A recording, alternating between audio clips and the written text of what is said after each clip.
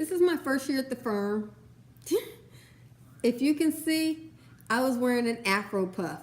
And guys, I have to tell you, I'm a boring accountant, so I thought navy blue and cream was after 5. This is supposed to be an after 5 photo, but that was the early 2000s. And you see, that was my up to. So, and I'm an accountant, so I mean, you don't get any more boring than that.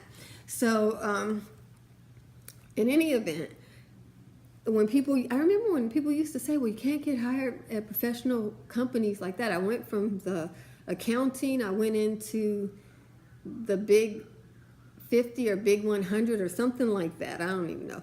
But in any event, I'm still natural today, and no one's ever had a problem. In fact, I remember when the Nivea scandal came out, I was at a corporation. I was in the Fortune 50 by then, and I decided to, since the whole Nivea thing was going on, I decided to pull my fro out and go to work. Went in my CEO's office of this Fortune 50 company and got myself a cup of coffee just like usual. Made sure to say, hi! And he said, "Oh, Connie, I like your hair like that." I didn't get to do no protesting. He shut it all down right then and there. I was all blushing and grinning. So, I mean, some of my experiences, maybe because I work with nerds, they don't know no better, that was that. But in university, I did have a hair hate story. In my professional life, I worked with nerds, and if they noticed it, if they could figure it out and notice it, they liked it because they felt good as men noticing something that a woman did, because they're really stuck in their nerdy world. But but that's another story.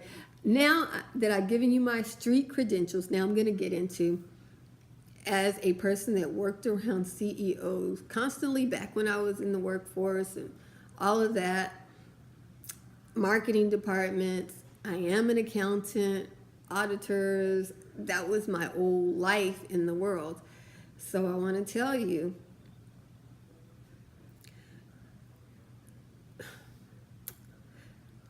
whatever the main company is that put that advertising out, they first of all need to fire that nepotistic Uncle Tom, because he is Uncle Tom, and he is completely out of touch with his consumer, and that will cost you your business.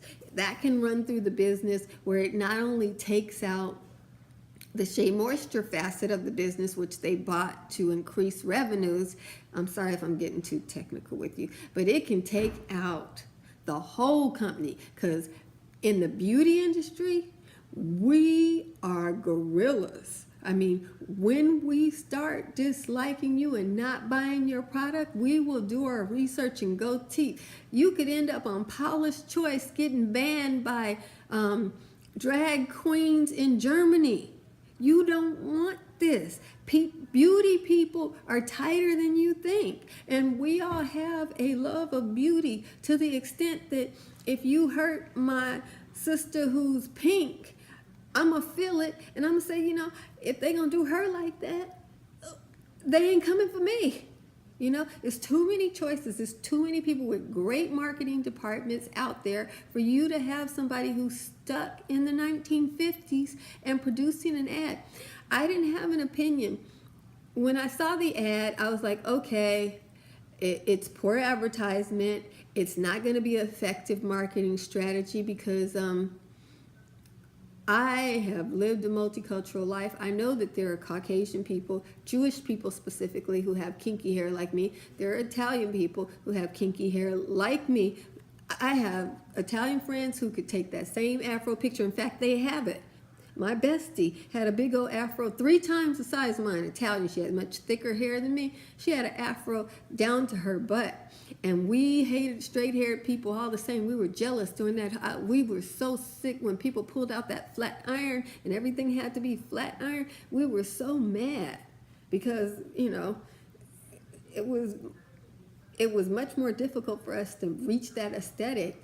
You know, we were jealous and petty and young and all of that together, you know. And I had my Jewish friends, I was doing they would come over my house, and I had a little hood apartment in East Hollywood. And my Jewish friends and my Middle Eastern friends, everybody who had a secret afro was coming over to my house, getting their hair done. You know, people walk up to you, how did you get your hair straight like that? There's Latino people who have kinky hair. There's all this world of people who have kinky hair. It's a large, large world. It comes from their genes from African Americans, but I know from being in Hollywood, all the people who have this hair type. So I know Shea Moisture hasn't tapped that marketplace because they don't have a good marketing department. Their marketing department is lousy. And I saw the ad. Everybody who lived in Hollywood did a little acting, modeling, whatever. And those actresses were just sitting up there lying. You got this straight-haired redhead sitting up there talking about her hair hate story. And you got this old person, again, with straight hair and medium grade hair. Nobody had fine hair. Nobody had bald spots. Nobody went through anything. Nobody had a kink in their hair. And then they found a girl who had curly hair. Beautiful curly hair. It was like a 3, you know, it was the curly hair that you put on the Rapunzel magazines, and this is the kind of person I would totally expect to have a job in a hair ad. And I mean, but who expects hair ad people to be real? I mean, all those hair ad people have weaves on. We don't expect any of those. We know that after the hair is over, they take that hair off and leave it at the store, especially those hair color ads. We know that's not their hair, so that's not the issue. The issue is that you're taking actual issues that people really can relate to, experiences that people really have, and not only that people really have, my white friends with straight hair, they know I went through it. If they was my friend, they know I went through it. Everybody has somebody with kinky hair, whether it's your Armenian friend, your Jewish friend, your Irish friend, your Italian friend, your white friend. Everybody knows somebody who had that hair that you had to find somebody to help you with, you know, or maybe it's your child. If you white and your one child came out with hair you don't really know how to do. I mean, it's a commonality in the beauty community. It's a thread of understanding, you know. And then there's those people who, you know, those mamas who have straight hair who say, oh no, I'm gonna learn how to do my child's hair and she's gonna have the best looking hair on the playground. You know, all of that's going on. And for you to sit up and tap into that and just lie about it, that's what really upset people, and that's the kind of upset that can go viral. I mean, I've heard that they're now saying that there are white people with straight hair that say they don't want to buy Shea Moisture because they're mad because, you know, they didn't know that issue happened, and now that they know it happened, it's another issue. You know, Black Lives Matter. Now black hair matters, all this kind of stuff. So it was really, really bad marketing. I'm secure in my hair. My hair has never held me back. I've had a whole lot of things to hold me back, but my hair has never held me back. I've been teased for my hair, all that kind of stuff. I've experienced pain because of my hair. But so I'm secure in my hair because of the opportunities that I had with my hair, working with accountants. They're nerds. And in fact, I'll tell you a story about this picture here. When I was wearing this Afro puff, just like this, the white blonde lady with, they used to weave light color into their browner hair. She said she hired me because she thought the white guy who came on the interviews' hair was too radical. To her, I had a very conservative updo, and she recognized that was my hair type.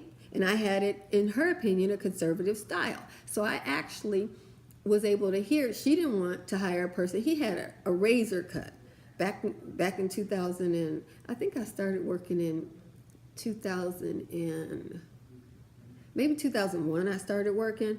And some of the haircuts that white men used to hair, they used to put all this gel and mousse in their hair and they'd have it spiked out. The men used to do that. And so she didn't want to hire somebody like that.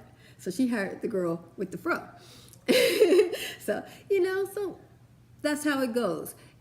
he doesn't know he has a hair hate story because she didn't tell him, But if you're going to get hair hate stories, if you go grab somebody with a purple mohawk, they might have one. But you going to go get somebody who you know doesn't have one. And Shea Moisture products do not appeal to people with a purple mohawk. They don't sell those kind of products. So it's like, fire the Uncle Tom. Fire the Uncle Tom. Let everybody know that you fired him. Don't worry about it was his grandmama's product. That's on him. Let him go. Heads will roll. Sometimes you got to cut them loose. But I have to admit to you guys, an accountant and an auditor, we were also called consultants. I know how to fire some folks if it needs to be done. I can slice and dice. But I would not take this personal, guys. Your own personal pain, your own personal feeling held back, and this, that, and here. There's a lot more tied to those issues than Shea Moisture being another entity that's saying, I use the backs of black people, now I'm abandoning them and moving on to something else. That guy is an Uncle Tom, and more than that, he's a bigot. He's willing to use any woman he can to get what he wants. We do not matter to him. When that black man came forward to speak on behalf of Shea Moisture, he was very narcissistic. He was talking about what he needed to do and the reasons why he needed to do it. He is not a person who could care about anybody else. I'll give you an example of a person like that, Bill Cosby. There are some people in this world who are sickos, and when you find out their sicknesses, Bill Riley, when you find out their sicknesses, don't let that tap into your own pain and trauma. Release yourself from that. That is their problem. Now, if you don't want to buy Shea Moisture products, as long as they aren't willing to come out with an over apology and fire that man, I completely understand. And the company may not get to exist, might take the whole company under, because there are other companies who've done things like that in the beauty world, and we are not forgiving, and we are women. We have elephant brains. We don't forget anything. We don't forgive nothing, and we do our research. That's what I want to say to you.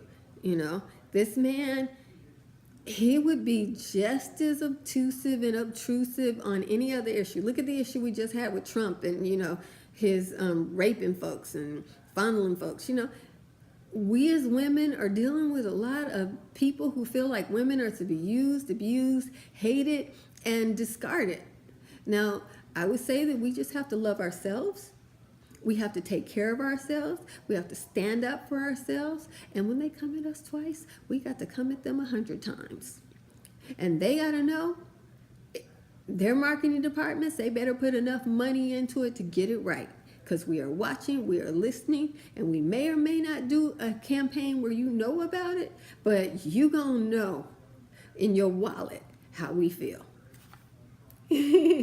So thank you very much. I'm not banning Shea Moisture. I am just looking into this situation right now. I do expect this man to be terminated. I expect his contract, that person who spoke out, the CEO, I expect him to be terminated. I know he sold his company, but after this, he's no longer relevant. He's not with the company.